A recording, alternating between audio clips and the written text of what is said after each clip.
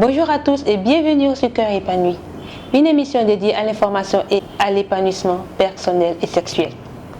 Aujourd'hui, nous allons parler d'un sujet vraiment très sensible pour certaines personnes, mais beaucoup plus naturel pour notre invité. Et ce serait avec Monsieur Masta MC. Il est rappeur, il est artiste, il est mannequin photo, il est animateur live, il est le PDG, je dirais, de la Masta Mania. Monsieur Masta, bonjour. Bonjour Madame Antara Sadibi. Comment allez-vous? Non, ça va très bien. Alors justement, vous êtes sur ce plateau avec Cœur épanoui pour débattre d'un sujet vraiment très sensible, comme je le disais. Il s'agit de la sexualité des personnes handicapées.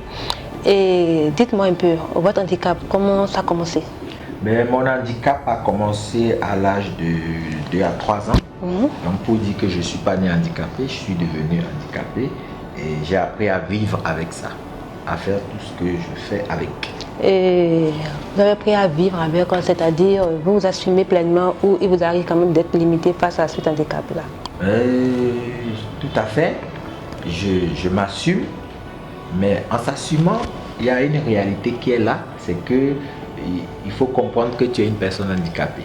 Donc déjà, si tu n'as pas accepté ça, tu n'as pas accepté qu'à un moment donné, tu ne peux pas travailler à surpasser ses limites.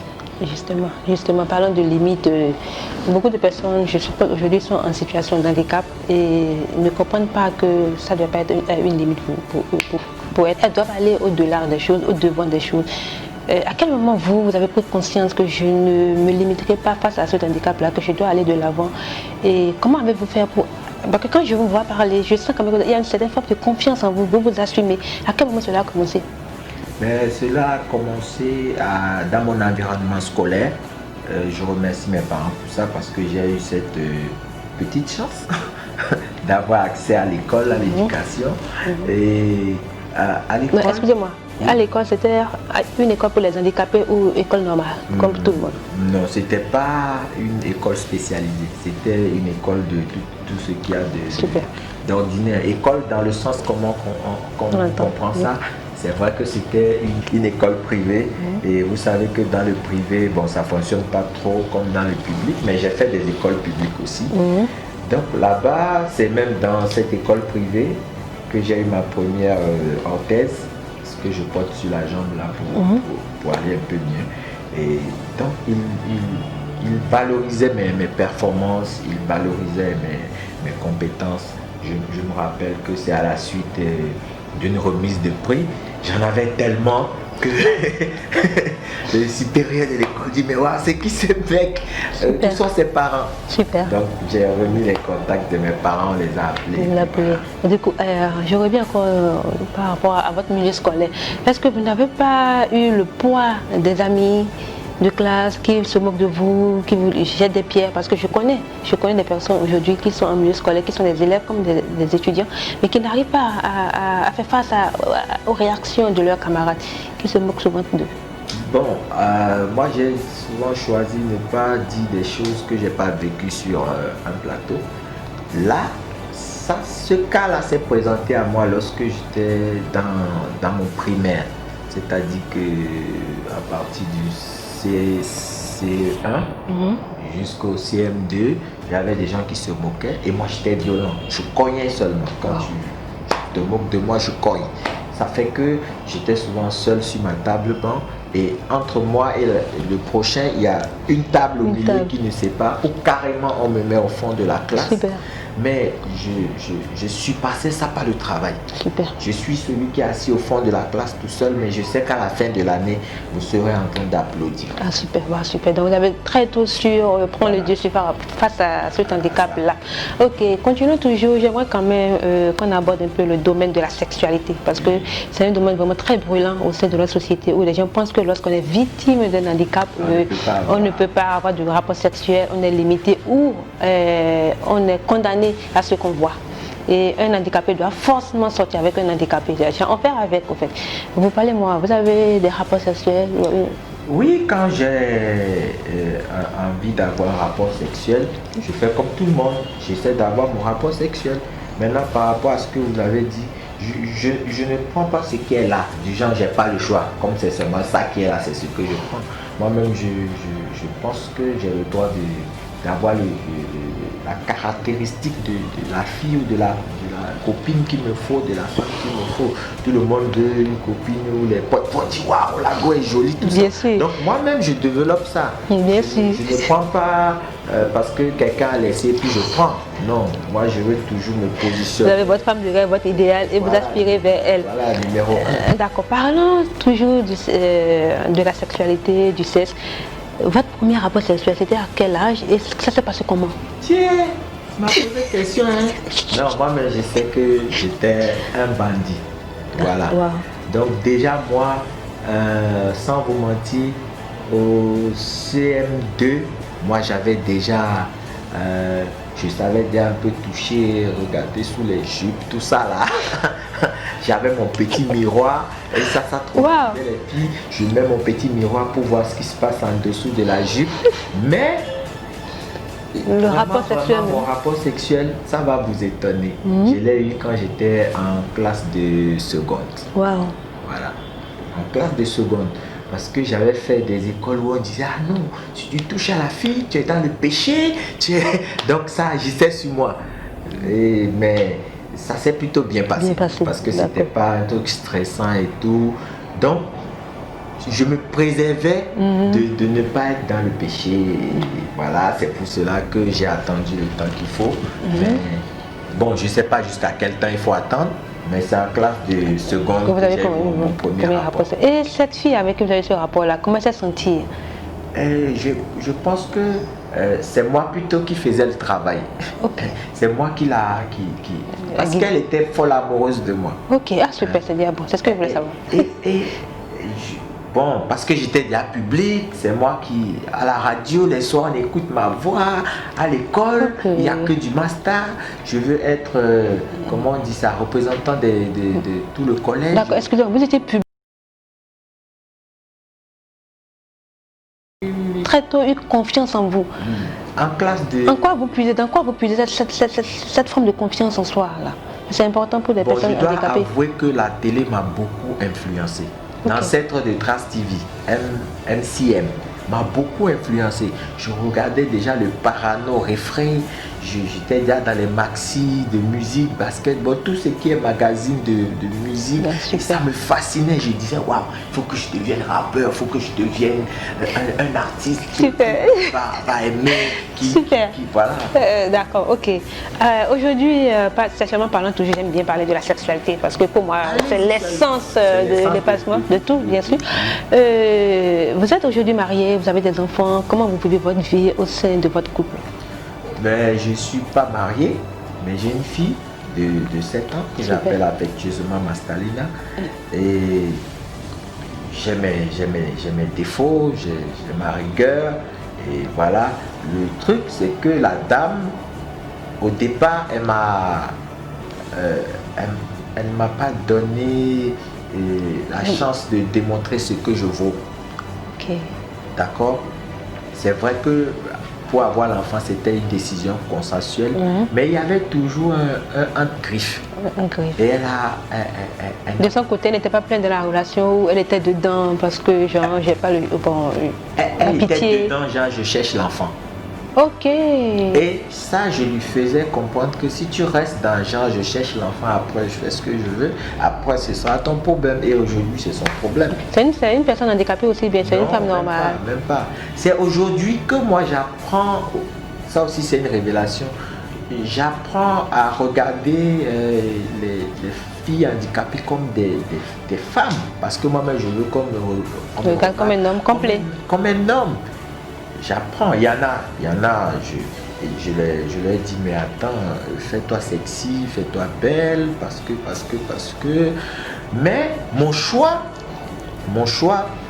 on dit, il faut se compléter. Il faut se compléter. Bien sûr. J'ai flirté un temps à Cotonou avec une fille malvoyante. Wow. Oui. Elle était toute jolie, elle s'efforçait. Ouais, un peu. Ça ne m'a pas gêné. Si c'est pas aller au bout, c'est qu'il y a d'autres choses qui sont rentrées dedans.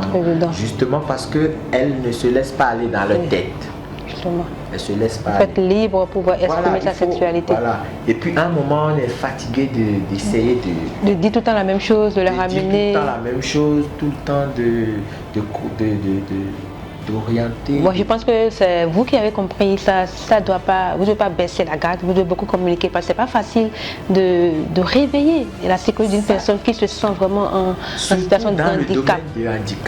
Même quand vous voulez faire quelque chose de bon, la spécificité de cette chose, c'est qu'il y a un travail psychologique, mental que vous devez abattre. Et ça épuise plus que... Et c'est le plus gros problème justement. Quelqu'un qui a l'esprit libre, qui donne le troisième est ouvert, mais c'est fini, la personne a déjà conquéri le monde. Voilà. C'est pas facile le travail, mais franchement, déjà je vous encourage, c'est pas facile. Et donc des fois aussi, on est fatigué de dire tout ça là et tout.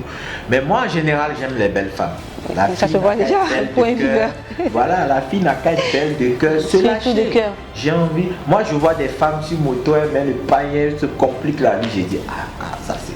D'accord, M. Master, oui, je vais vous poser une dernière question avant de regarder la caméra pour le mot final. C'est que tout à l'heure, vous avez dit dans les coulisses que ce qui peut vous blesser par moment, c'est lorsque tu es en relation. D'ailleurs, on parle de sexualité. Et je vais parler de ces parents, ces belles familles-là. Vous avez une relation, vous avez un enfant avec une personne. C'était comment la relation avec la famille, la belle famille? Ils devaient accepter facilement ou comment ça s'est passé? Le truc avec moi, c'est que pour que tu ailles à la famille, il faut que quelqu'un t'introduise. Et si la personne ne manifeste jamais le besoin de t'introduire, ne force pas les choses. Hein? Ça devait être dur. Hein? Déjà de dire, je ne vais jamais te présenter à mes parents. Ouh là là, c'est compliqué ça. Mais si tu vas jamais me... Ça veut dire qu'elle n'est pas fière de vous, elle a honte de vous. Je ne sais pas les motivations de chacun, mais si tu ne vas jamais me présenter à tes parents, moi je ne vais jamais te présenter à mes parents. Justement. Mais moi ma force c'est que j'ai réussi à positionner ma maman de telle manière que j'amène, tu prends, tu acceptes. Tu n'acceptes pas, tu respectes. Tu ne respectes pas, consomme. Mais ne mets pas ne t'ingère pas dedans. Ok, si on chauffe ma tête, je viens pleurer chez toi, tu acceptes mes pleurs, je suis ton fils, tu es ma maman. Mais tu mets pas, non, pas mon goût, c'est pas ton goût, c'est mon goût. C'est ton goût, justement.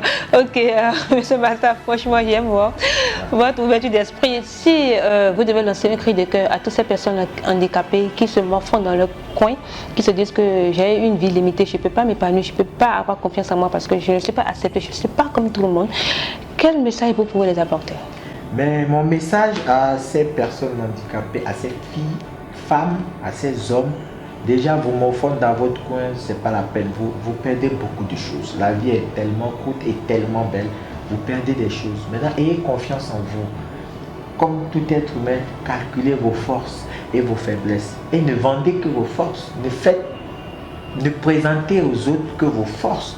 Ils peuvent constater après que vous avez des faiblesses, mais que des forces. Moi, je vends que mes forces. Et ma première force, c'est de vouloir le bien de celui qui est en face de moi. Alors, comment? De développer le potentiel de celui qui est en face de moi pour que ça rejaillisse sur moi. Parce que si je ne te motive pas, je ne te permets pas de donner le meilleur de toi-même, je ne te permets pas d'être indépendant, ça rejaillit. Ça ne peut pas venir chez moi. Exactement. Toi comme moi, on subit la chose. Si tu n'es pas heureuse, je subis d'une manière ou d'une autre. Donc, il faut vous dire que vous êtes belle, coiffez-vous, mettez des tenues que vous sentez que c'est adapté. Votre morphologie. Voilà encore le truc.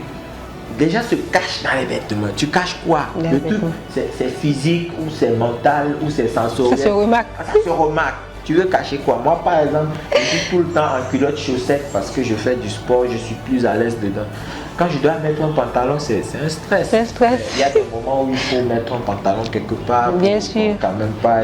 Comme là maintenant. Voilà. Par exemple, dans le cadre de mon travail, c'est moi l'artiste, c'est moi la personne people. C'est toi la star. C'est mon concert, c'est moi que vous venez voir. Donc, je me présente à vous comme je veux et puis vous prenez. Maintenant, vous êtes aussi libre de dire il était mal habillé, oh, ça m'a pas plu. Ça, c'est votre droit. Bien sûr. Voilà, je suis dans mon rôle. Et qu'est-ce qui vous fait croire que c'est pas ma tenue là qui va faire parler les followers et les téléspectateurs? C'est un peu ça le but du jeu. Alors, merci beaucoup, M. Master. Comme vous l'aurez remarqué, franchement, je ne pourrais pas tomber sur une personne aussi ouverte d'esprit. ouvert d'esprit pour parler de ce sujet très sensible pour certaines personnes. Alors, si je me mets dans la peau de la thérapeute que je suis, j'aimerais quand même lancer un cri de cœur à toutes les personnes en situation de handicap. Comme tout le monde, vous avez le droit à la vie. Comme tout le monde, vous avez le droit de vous exprimer. Comme tout le monde, vous avez le droit de vivre, d'être épanoui, d'être libre dans la tête et de vivre librement votre sexualité. Avant d'arriver à la sexualité, j'aimerais quand même vous dire du fond de mon cœur que ne vous limitez pas. Apprenez à développer une forme de confiance en vous. C'est pas facile, mais vous pouvez consulter des personnes spécialistes dans la confiance en soi. Ils pourront vous aider, ils pourront vous guider et franchement, levez-vous. Et comme a dit M. Masta, apprenez à analyser quels sont vos atouts, quelles sont vos faiblesses. Si vous avez des atouts, commencez par valoriser ces atouts-là, à vous mettre en valeur, c'est-à-dire vous pouvez trouver qu'est-ce qui vous fait plaisir, c'est quoi vos rêves, c'est quoi votre passion. Commencez par travailler cela. Et si par exemple j'ai envie d'être, je prends des exemples, j'ai envie d'être un artiste ou j'ai envie d'être un docteur, ne vous dites pas que c'est les personnes qui sont complètes, qui n'ont pas d'handicap, qui ont le droit d'avoir de faire ce genre de métier, pardon. Mais vous pouvez aller au-delà des choses et prouver. Et aujourd'hui, le monde entier, des gens ont quand même pu relever ce défi-là en montrant qu'ils sont capables d'être cet handicap-là, cette limite-là que la société veut leur faire comprendre. Et également, je vais jeter un clin d'œil à des couples parce que j'aime bien parler des couples et je dis l'épanouissement vient de là. Des couples qui au début se sont rencontrés, c'était bien, la femme était bien portante, l'homme était bien portant et subitement par le coup de la vie, quelqu'un a subi un accident. Aujourd'hui, il s'est amputé d'un membre. Ça peut être physique, ça peut être psychologique. Et du coup, tu peux entendre certaines femmes ou certains hommes dire je ne suis pas sexuellement épanoui parce que mon homme n'est pas à la hauteur. Ton homme n'est pas à la hauteur. Cela est dû à quoi? Tu es avec lui, tu sais à quoi cela est dû. Aujourd'hui, il est handicapé dans un domaine. Ne vous limitez pas à cela, ne vous morfondez pas, n'essayez pas de parler partout, de le vilipender un peu partout, mais concentrez vos efforts autour de lui. Et même si sexuellement parlant, il n'est pas à la hauteur, vous pouvez quand même l'aider en travaillant sur l'éveil sensuel, j'aime le dire, à travers les attouchements, la présence, les caresses. Permettez-lui de se sentir vivant. Vivant, c'est très important parce que lorsque vous le traumatisez, vous l'acculez des pensées, des mots négatifs, vous le rabaissez et vous le tuez à petit feu. C'est pas bien. C'est pas bien, aussi vice versa. Même si vous faites vos conneries dehors, j'aime bien le dire, sachez que le respect c'est à la maison. Elle a été là à une époque de votre vie, vous ne l'avez pas connu comme ça, donc soutenez-le et développez ce sens d'humanisme. Beaucoup n'ont pas l'humanisme en eux. Ils sont, je ne sais pas comment expliquer, mais ça me fait vraiment mal. Un handicapé n'est pas un rejeté de la société. Il a le droit de vivre, il a le droit de s'exprimer, il a le droit de vivre cette désir, il a le droit de vivre ses fantasmes. Et j'aimerais que vous les accompagniez. Et pour finir également, je vais jeter un clin d'œil aux belles familles, dont des personnes qui viennent, qui tombent amoureux d'une personne qui est en situation d'handicapé, mais qui tombent amoureux. Ça pour vous dire que l'amour, ce n'est pas le physique. L'amour, c'est un sentiment qui vient du cœur. Okay? Et quand ça vient du cœur et que vos enfants viennent vous présenter une personne, vous ne savez pas quel est le message qui veut être passé par là, que l'univers veut transmettre à travers cette union-là. Donc arrêtez de bloquer les chances de vos enfants. Laissez-les vivre librement. Laissez-les être épanouis dans leur choix. Okay? Si ce n'est pas le bon, elle aura appris une leçon de vie. Elle aura vécu son expérience. Elle saura désormais comment s'y prendre pour ne pas répéter les mêmes erreurs. Mais de grâce, laissez les gens vivre. Et à tous les handicapés, je vous aime beaucoup. Levez-vous, levez la main très haute et dites-vous que je peux aller au-delà de ce limite-là. Je vous remercie. C'était Cœur épanoui et à très bientôt pour un nouveau numéro.